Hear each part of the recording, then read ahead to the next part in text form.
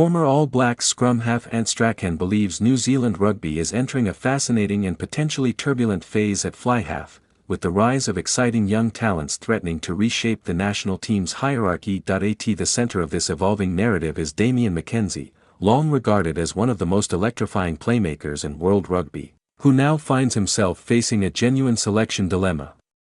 With emerging stars like Ruben Love and Jacomb making compelling cases in Super Rugby Pacific, the once clear pecking order at fly-half is suddenly anything but certain. A new era under fresh leadership. The shifting dynamics come at a time of change for the All Blacks.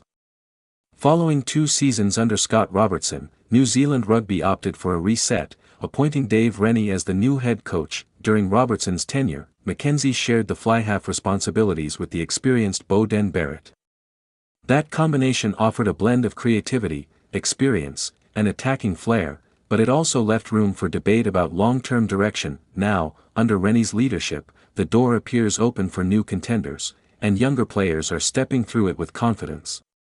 Jacomb's steady rise at the Chiefs. One of the most intriguing developments of the 2026 Super Rugby season has been the emergence of Jacomb at the Chiefs. At just 24 years old, Jacomb has shown maturity beyond his years. He began the season as the Chiefs' starting fly-half while McKenzie was rested, taking charge of the team's early fixtures and demonstrating a composed, structured approach to game management. When McKenzie returned in the 4th round against Moana Pacifica, he made an immediate impact, guiding the Chiefs to a dominant 57-24 victory. That performance seemed to reaffirm his status as the first-choice playmaker. However, the narrative shifted again after the Chiefs suffered a 33-24 defeat to the Brumbies in Canberra, a loss that prompted a tactical reshuffle. Jacomb was reinstated at fly-half for the following match against the Western Force, with McKenzie moving to full-back. The result? A controlled 24-14 victory that highlighted Jacomb's growing influence. Jacomb continued to impress in subsequent matches, including a convincing 42-14 win over the Waratahs. Even when McKenzie returned to the starting fly-half role, Jacomb remained a constant presence in the matchday squad, often providing impact from the bench. His consistency, decision-making, and ability to execute game plans have not gone unnoticed, especially by observers like Strachan. Ruben Love's resurgence with the Hurricanes. While Jacomb has been quietly building his case in Hamilton, Ruben Love has been lighting up the competition in Wellington. After missing the Hurricanes' opening 3 matches due to injury, Love returned via the bench in a win over the Western Force. It didn't take long for him to reclaim the starting fly-half position, and once he did, he made it his own. His standout performance came in a commanding 42-19 victory over the Blues, where he showcased his full range of skills: tactical kicking, intelligent distribution, sharp running lines, and an ability to read the game under pressure. Strachan believes Love's partnership with Cameron Roigard has been a key factor in his success. Roigard's threat around the fringes forces defenders to hesitate, creating valuable time and space for Love to operate. That extra moment allows him to scan defensive lines, assess options, and execute plays with precision. According to Strachan, this dynamic highlights an important truth about modern rugby: success at fly-half often depends as much on partnerships as it does on individual brilliance. Love's game reflects that balance. He is comfortable taking the ball to the line, possesses a reliable kicking game, and shows a willingness to engage physically when needed. Yet, he also demonstrates patience and awareness, qualities essential at test level. From frustration to opportunity for Love, this rise represents a significant turnaround. In recent years, injuries have repeatedly disrupted his progress, limiting his opportunities and forcing him to adapt. At times, he was deployed at fullback, a position that showcased his versatility but delayed his development as a specialist fly-half. Now, with Hurricanes coaches Clark Laidlaw and Jason Holland investing heavily in his growth at number 10, Love appears to have found his true calling. Strachan believes New Zealand rugby must seize this moment. Rather than relying solely on established names like Barrett or overseas-based Richie Mo'unga, he argues that the All Blacks should prioritize developing the next generation. Love, in his view, represents a long-term investment, a player who could anchor the team's attacking structure for years to come. A selection conundrum for McKenzie. The emergence of Love and Jacomb creates what Strachan describes as a genuine conundrum for Damian McKenzie. Traditionally, McKenzie has been viewed as an automatic selection in the All Blacks squad. A player whose versatility and attacking brilliance make him invaluable in a matchday 23. But where exactly does he fit? At his best, McKenzie is devastating.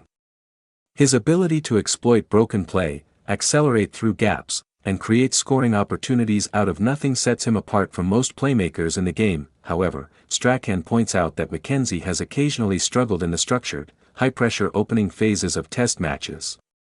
In those moments, when systems and discipline are paramount, his instinctive style can sometimes clash with the demands of controlled game management. That doesn't diminish his value, it simply complicates his role. The utility factor, blessing or curse. One of McKenzie's greatest strengths may also be his biggest challenge. Like former All Black Mark Ellis, McKenzie is capable of playing multiple positions, fly-half, full-back, and even covering other backline roles when needed. This versatility makes him an ideal bench option, capable of changing the course of a match in its latter stages. But for a player who may prefer to establish himself as a first-choice fly-half, it presents a dilemma. If McKenzie insists on being a specialist number 10, he must outperform not just one rival, but an entire group of emerging contenders.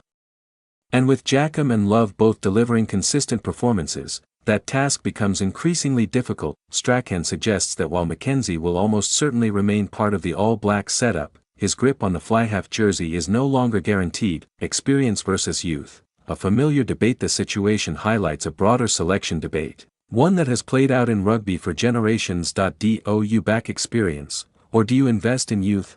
Players like Beauden Barrett bring proven quality, leadership, and big match experience. They have delivered on the international stage and understand the pressures of Test rugby, but younger players like Love and Jacomb offer something different: energy, adaptability, and the potential for long-term growth. Strachan appears to favor the latter, at least in the current context. He believes that both Love and Jacomb are at an ideal stage in their careers, young enough to develop further, but experienced enough to handle the demands of international rugby. They're building really nicely, he suggests, a phrase that captures both their current form and future potential. Coaching influence and continuity. Another factor working in favor of these young playmakers is coaching continuity. New All Blacks assistant coach Neil Barnes has a strong track record of developing technical skills and has previously worked with Jacomb at both Taranaki and the Chiefs.